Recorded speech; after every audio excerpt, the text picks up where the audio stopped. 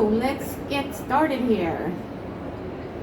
My name is Marie Trogstam and I'm Head of Sustainability at AFRY, an engineering and design company with actually sustainable solutions as the core business. And I'm really happy to see all of you here. And as the UN Secretary General Antonio Guterres spoke about this Monday during the inauguration, we are, as we are all aware of, standing at the center of an unseen global development with, of course, climate change, but also rapid urbanization and other important challenges that we are facing. So what we are here for is actually addressing these challenges together. And I'm so glad that we have a broad spectrum of competence being here. And what we're going to discuss is actually the sustainable transition, that we can use our Nordic experience and the solutions we already have in place, but how can we then scale up these and become a vehicle for transformation also to the developing economies? So the technology is there, and digitalization is of course an enabler for everything that we are doing. So we will concentrate on discussing that.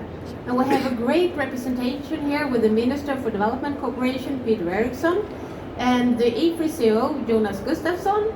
We have our Head of Energy Division, Richard Pinnock, Head of Infrastructure Division, Malin Frenning. We have Ericsson, represented by Emily Olander. We have Andreas Follier from Scania. We have Jacob Kiefer from ABB. We have Jennifer Lenhardt from WWF. And we have, of course, Pär Larshans from Ragn-Sells. We will be discussing these three questions, starting off with the challenges, how we can actually cooperate, accelerating the change we want to achieve, and then end on a very positive and concrete note. What are we actually doing already today from a Nordic perspective, and then addressing the challenges that the developing economies are actually facing. But first of all, I'd like to welcome our Minister for Development Cooperation, Peter Eriksson, onto stage. So please.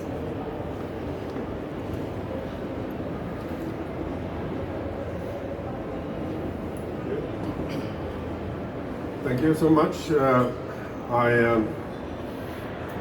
must first say that it was not the best morning.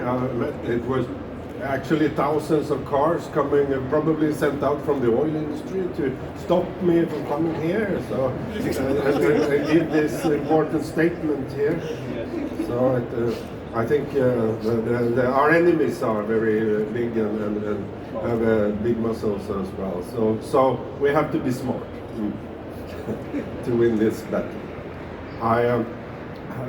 As you know, we are in the Swedish government. We are very proud that we have in the Nordic countries, Sweden and the other Nordic countries, extremely good businesses and companies that can deliver good modern energy solutions, and also solutions for cities, developing and working with the cities, building sustainable solutions there with waste management and traffic transport and energy solutions.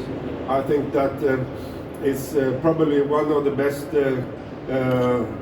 competition advantages that we have if we look at it in a global scale.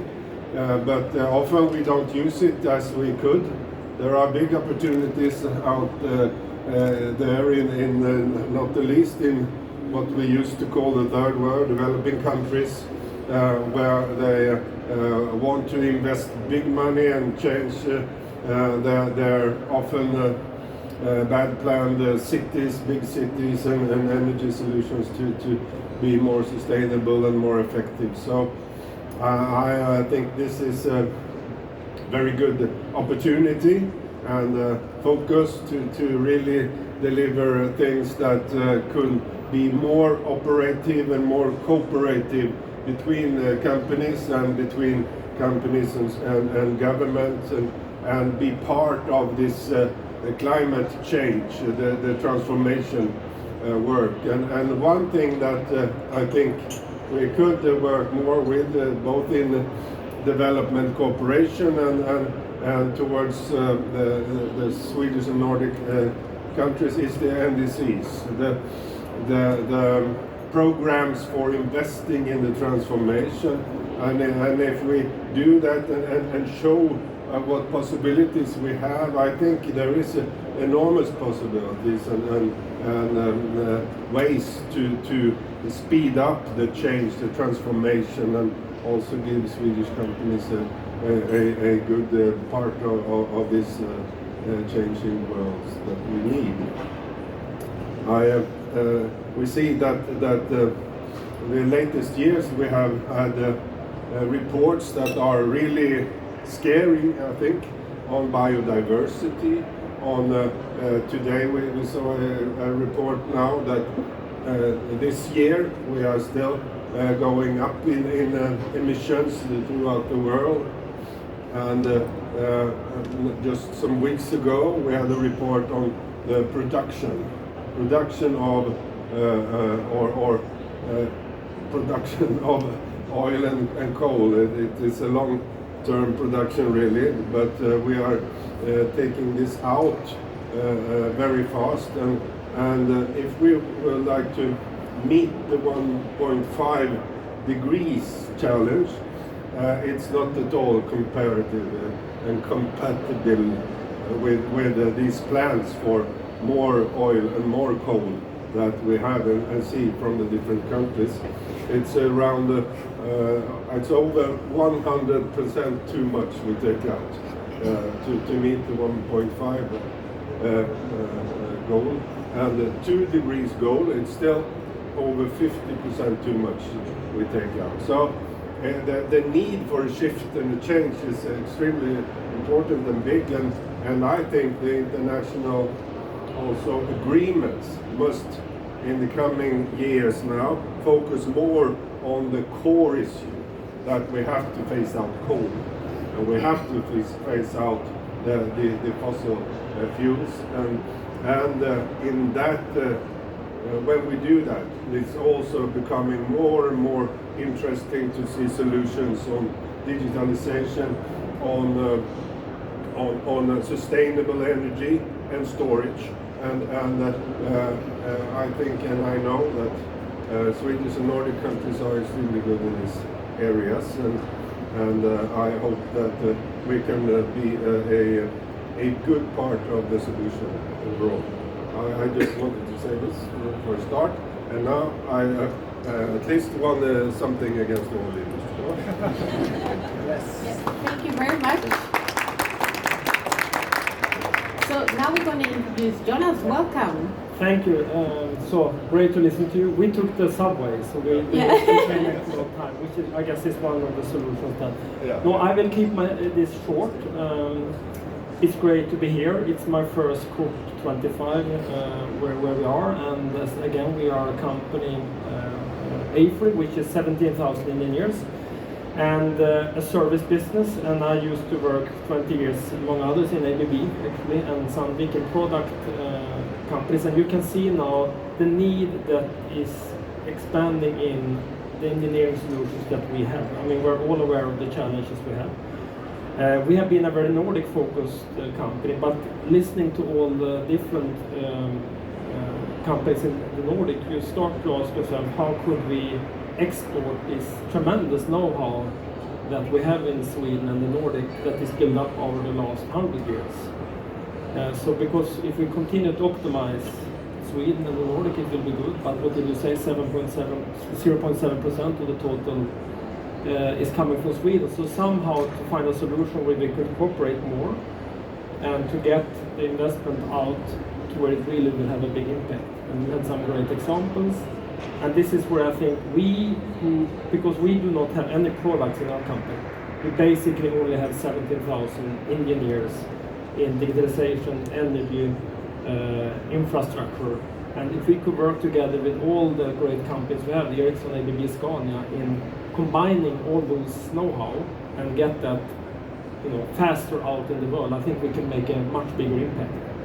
So I guess that's why we are so interested in this. And as you said, Marie, we actually have sustainable solutions as the core part of our company. So we are very much looking forward to see how can we increase the cooperation in the Nordic and hopefully bring that out and get faster expansion and faster development of all the channels we have. So I'm looking forward to all the good discussions. Thank you very much, Jonas. And now we're actually going to introduce the companies. So maybe Andreas, Scania want to start. And we said we're going to start with the challenges actually. So some first comment on the challenges of actually having this exponential development. Oh, sorry. It's on. Good morning, Andreas Kleer from Scania, actually representing a company that in its current form maybe is not the icon of sustainability, but we are really putting it in the core of our business. So our purpose now is to drive the shift towards sustainable transport. And I think when it's about exporting sustainable solutions, you have to think three things. You have to think function, not product. That's the most important thing. A lot of our peers, our competitors are thinking, what product can we sell? But instead looking at the local needs and trying to meet that with function, I think is a key in this. Electric buses, for instance, is a great invention, but maybe it's not for all countries as it requires reliable renewable energy. Maybe biogas is a better thing for this particular context, as it creates local jobs and also demand for waste, agriculture waste, municipality waste and so on. The second thing is you have to think system. To create islands of solutions is never the best way forward. You have to think, how can we create a system that is reliable, that works, that serves the purpose? And the third thing, of course, you have to think social. Because too many times we're just trying to put something new in where there already is something existing, working, and people are living off that. So creating something that really could add to the existing system and make it better, I think it's important. And of course, looking at all these three things, you see from the procurement side, it's not about buying a bus anymore. It's about buying something much bigger. And the challenges there is, of course, capacity. Capacity to understand the needs, capacity to make these kind of procurements. Often we see a lack of institutional capacities in its countries, lack of communication or non-existent communication between the different parts that needs to be a part of this kind of procurement. So what we are really desperately needing is capacity building for these countries to advance the Agenda 2030 through advanced solutions. And I think I talked too long, but of course, putting in a reliable, sustainable transport system requires big investments. This is not about product financing. We can do that. This is about financing infrastructure, ticketing, all those things that comes around in a modern transport system. And that requires so much coordination between the multilaterals, the development banks, the donors, the companies, the local players. And if Sweden can help that, if we can work creatively with this kind of coordination around financing investment, then it would be a big step forward. Thank you very much, Andreas. And we're going to conclude. And now I'm actually asking Ericsson and Emily to share a bit on the digitalization as actually a key enabler for this. So, thank you so much. Thank you all for a really great presentation. I'm from Ericsson, and I actually just started in Ericsson in August, so it's really happy to be here. I've been at the COP for 3 times before. And if people don't know, Ericsson do not do phones anymore. So what Andreas just said is that we need a big infrastructure change and a sectoral change in society, and actually digitalization can be that enabler effect in the transport sector, in the infrastructure sector, in the building sector, in the water sector, everything. And also, for example, the ICT sector that I come from is not the big impact itself. Ericsson research shows that we have around 1.4% of the global footprint of greenhouse gas emissions comes from the ICT sector, but the enabling effect could be 15% up to 2030 of greenhouse gas emission reductions. So now our industry can help more than it actually admits, but we also need to start with ourselves. But we need, as you said, the infrastructure change to make this happen. For our customers, we see that we have high spectrum charges and license fees in some countries, and that needs to change. Especially when you also still have, fossil fuel subsidies for, a few of the developing countries, as we say. And for us, digitalization is the enabling effect to also improve other SDGs. If you have high spectrum cost for having a network expansion, you will actually, like the operators that are our customers, will not go in and finance operation networks outside in rural areas, and then we will have a big inequalities within the countries. So I think that's the most key from my part. I want you all to think. Thank you. Yeah. And then it's a perfect to ask Malin, our head of infrastructure at AFRY, to continue. Thank you. From digitalization. So I'm Malin. I'm representing the infra division within AFRY. So what we are doing is that we are engineers and designers of transport, logistics of buildings, but also environment and water. And I think with all the pressure that we have with urbanization and globalization and also the climate change, we believe that one key for this and one challenge is the water part. There are many challenges, but the water is essential for all different aspects. And today we know that 40% of all the population on Earth are living in areas where we have limited sort of resource of water. And I know also that even though we are quite privileged today in the Nordic countries, we saw what happened during the summer when the climates are changing, and we saw the pressure also on how we live in the more sort of northern part of the world.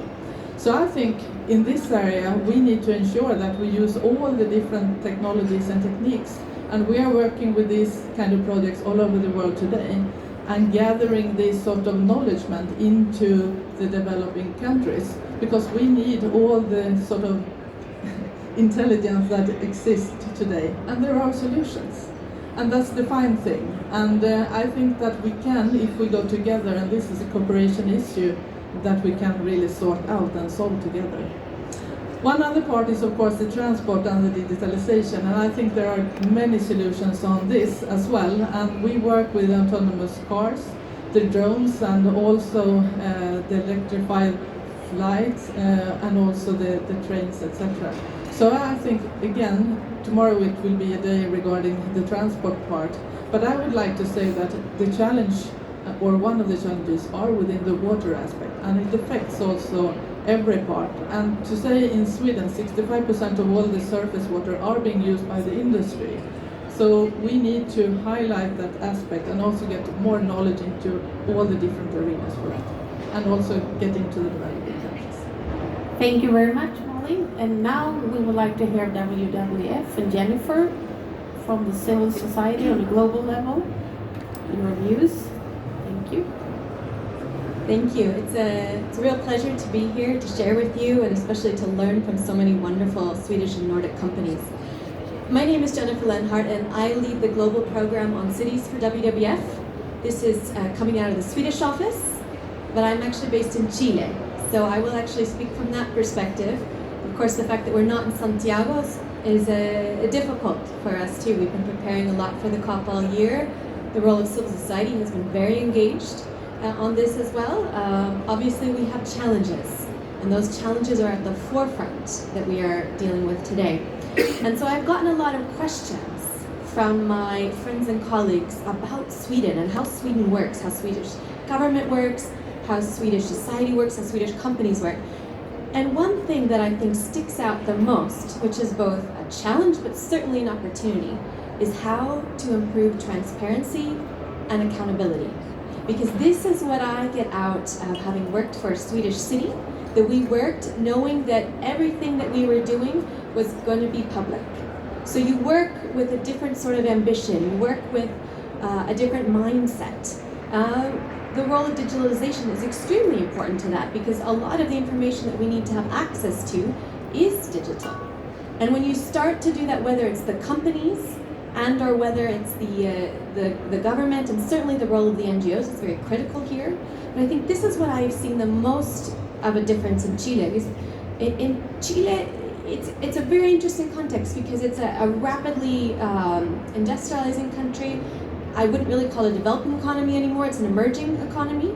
But it has challenges, and I think this is what's been very humbling for us in the last few weeks. So I think something, hopefully, it's a moment of uncertainty, certainly like climate change in and of itself, but I think it's also a huge opportunity, and we need to do it as such. And maybe the last thing I would say is, in terms of a challenge and bringing the great technologies that you're talking about, especially when we talk about transportation, for us it's about waking people up. Whether it's realizing that 90% of people in cities are breathing polluted air, and why do we need electric vehicles, why do we need bicycles, which is what I advocate for, it's because these are challenges that everyone is everyone is facing. And or when it comes to food systems, what food systems are we putting into our bodies? How can we demonstrate that the food choices that we make influence not only our health, but also our environment and certainly our children? So I think demand, transparency, those are lessons that the Nordics can certainly help in Chile, but certainly many other countries around the world. Thank you very much, Jennifer. And now we said that energy transition is, of course, a really important part of this. So please, Richard. Thanks, Marie. My name is Richard, and I had the privilege to work with 2,200 skilled people all around the world in terms of supporting clients in this transition. And I think for me, before I get to a potential real solution to really accelerate, is just to think about the transition that the energy business is going through, the energy sector. And the challenge that we have is the delicate balance that we have to do in terms of economic growth and having a stable power supply, in terms of the whole fossil fuel issue and climate change, which is what we are doing here today. But then also the renewable side and the intermittency problem that that brings as well. And all of these issues have to be brought together in a balancing act in order for us to go forward, and in order for us certainly to ensure that we can achieve the 1.5 degrees. But what is really interesting and I think really exciting for us is this report that was published in March this year after the World Economic Forum, where it identified which countries in the world are the furthest in progress in terms of the transition index. And the transition index that was here was more or less what I spoke about in terms of this balancing act. And what is really interesting, and I think the solution, is the Nordics are leading the world in terms of progress. Now the problem that we have is, even if the Nordics, or even if the top, all of the countries that are on that list were 100%, we would still have the seawater rising. It will not make the difference in terms of the planet. Where the difference will be made is in the developing economies. And my challenge to the Nordics, and it's certainly from us from AFRI, on the energy side, is how can we take the knowledge, the forerunning knowledge that we have here in the Nordics, into the developing world to help the developing economies accelerate in the transition. Not just go step by step, but accelerate. And that's at the core of what we want to do within AFRI in terms of meeting the sustainability challenge, is to take what we've got, what from the forerunners here in the Nordics, out into the developing world. And of course, to do that, we need to work with all our partners. We need to work with government, We need to get support so that we can help our clients accelerate in that process. And I think if we can do that, we will make a difference. I have no doubts about it. Thanks, Pär. Thank you very much. And then, of course, there's a clear connection to ABB and Jacob on the energy. Good morning, everyone, Minister, and thank you to all the organizers, in particular AFRI, for this seminar. We will have a seminar, a number of them actually today, so hope you can stick around to continue this dialogue.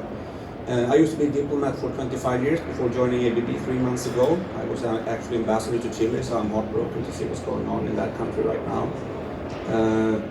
2 weeks ago we had a meeting, the Trilateral Commission in Stockholm. It's with business leaders, it's with thought leaders and think tanks, and they rank the risks we're facing, and out of everything that goes on, climate comes out on top. And I think what we feel from the industry side, that it's we understand the frustration that is out there, but we are frustrated for other reasons. We know that many of us in the Nordic countries as companies will sit on this technology that can make a difference. I'm just going to give a few examples. If you take any fossil energy that we take out from the ground, the coal, before it reaches the end consumer, 80% of that energy is wasted through imperfection systems. And we know by our technology we can probably decrease that by 50%, just by using the existing technology that we have. Our drives and our engines could probably save up to 10 to 15% if we just take the current standard. Our futures then will probably decrease by 50%. That approximately is 200 coal power plants globally. 200, that's not minimal. So we are asking ourselves, what is it that we need from you, Mr. Eriksson, and from the governments of the world to distribute this technology? I think the trading system will feel a bit nervous, not only because of protectionist forces, but also because we are not negotiating on environmental goods. We used to have a plurilateral agreement almost there until China put on a new products, but I think we should revisit that and also include services, not only products, because it's about services. And then, of course, the trading itself is extremely important to set standards for the world. We have different standards, and I think the more standards you have, the more complicated it gets. Developing countries, absolutely. The problem is they also have to have offset for their products. So we have to have what we call aid for trade, I think, and that's something we should really accelerate. And then somebody mentioned procurement.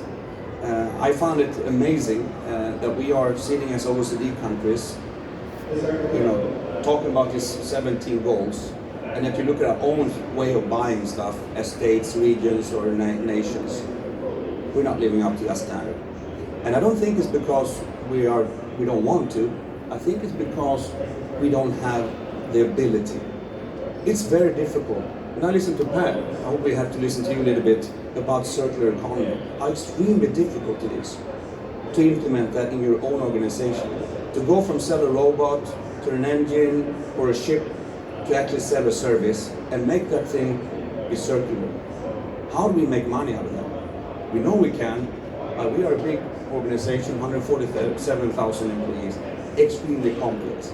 So I just think we have seen the beginning, but my message is that there are existing solutions right here, right now, and I think if we can just move that along together with states, as we do in Sweden, and we can spread that type of working together, because even though we are super big, we're quite small in this big pond that is, the work towards sustainability. So thank you very much for the invitation. Thank you very much, Jacob. And then, of course, Pär, the expert on circular economy, and I will actually ask you to talk about the challenge, but also the third question about the concrete success case, because time is running fast. So please, Pär. Yes, the discussion as COP are focusing on the energy sector. That's 50% of the emissions. And the challenge is, if we don't turn the world into circular economy, we will never succeed with the Paris Agenda. So therefore, my hope in the future is that you also introduce circular economy discussions, circular material flows in the COP agenda. On the 9th of October, we had the honor to also host the Minister of Industry in Sweden to showcase our contribution when it comes to extracting phosphorus, potassium, and nitrogen out of what's today is waste, but doing it the way where we can also reduce the carbon emissions. So all those solutions are also carbon sinks. Last Friday we had the honor also to invite and have the Minister of Environment, Mrs. Levin, to come and showcase especially our phosphorus and nitrogen solution. And here it comes to you, Mr. Minister. On the 20th of August, the World Bank published a report talking about the issues of the water. And the big issue that they then put in the report was that the 12 rivers, the 12 big rivers around the world, the biggest challenge they have with the water is the nitrogen in the water. There has not been a solution to take away the nitrogen from the water before. So we have find a solution how we can extract the nitrogen by producing fertilizer directly from the water. It's both a huge carbon sink, at the same time it's a reverse chemical process, so it means that you don't need to use energy. Now the problem is, and I talked with Johan Rockström this Monday about it, the problem is scalability. How can we then take it to the market? How can we make sure that those developing countries can use the technique, because someone needs to pay for it. So I would like to then, in the next time we hopefully meet, and hopefully I can invite you to also see our solutions, that we find a collaboration between different kinds of companies, because we have the technique. We need someone to do the engineering. We need someone then to build the infrastructure. So to be honest, I would like to invite to a meeting where we meet more of you companies talking about how can we help, especially those 12 rivers. And if we don't do that, more than 150 million kids will be suffered from stunting. Also, we know that the economy will be reduced by, the economical growth will be reduced by 30%, directly from the World Bank report.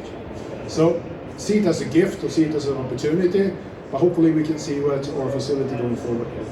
Thank you very much, Pär. And we at AFRY actually have a very concrete case that we will launch at the end of this week on the transition with the developing economy. So please, Jonas and Richard, if you want to share our story there. Yes. Yeah, thanks, Marie. So on Friday, we will be meeting with a company and the Papua New Guinea state, where we will be signing a memorandum of understanding to develop a sustainable bioenergy facility coupled with solar PV. So everybody's welcome on Friday morning to meet everybody, and I think it's right here we will be signing that MOU where we'll be working together to take the development that is currently going on in Papua New Guinea to